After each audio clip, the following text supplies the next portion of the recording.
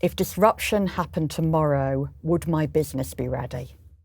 Most leaders would like to say yes, but our research shows that strong protection controls just aren't enough to keep organizations going during a big cyber event. The conversation really needs to shift from, are my protection controls enough? Is my compliance there? To what happens when an incident occurs? So it's about, how do you really make your digital core very resilient and protect what matters most, so that when something does happen, your digital core keeps running. And we need CEOs and CISOs to really come together and own that topic and that conversation, Rachel.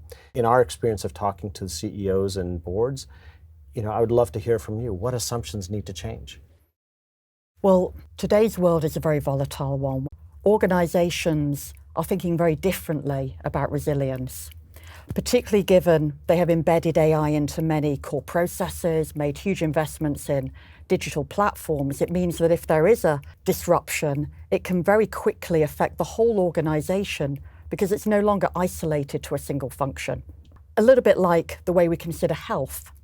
We're not healthy just because we eat well, but if we don't get enough sleep or we don't manage stress. And the same is true in a business as well.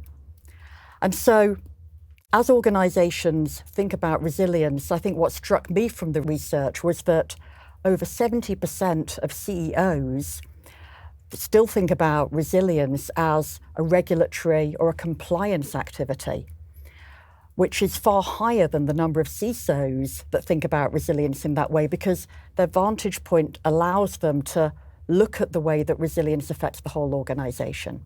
And what about the potential financial impacts? How are leaders thinking about that? It's really interesting because we have over time looked at the different dimensions of resilience through our research.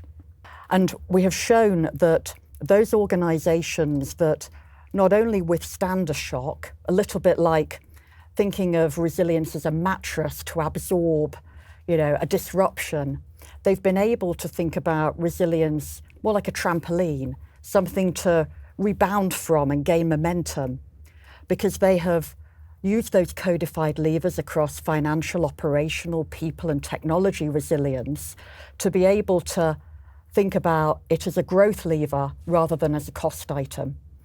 And those organizations have reported 8 percentage points higher levels of profit and 6 percentage points higher levels of revenue versus competitors over a period of time. So it really is a board-level topic with shared accountability across the enterprise. That's exactly what we see as well.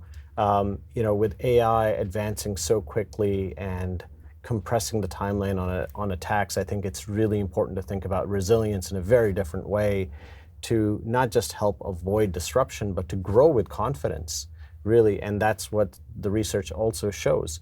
So look, it is a true partnership between business and security at the end of the day, and we think that's what matters most. Rachel, thank you so much for the conversation today. Oh, thank you very much, Harp.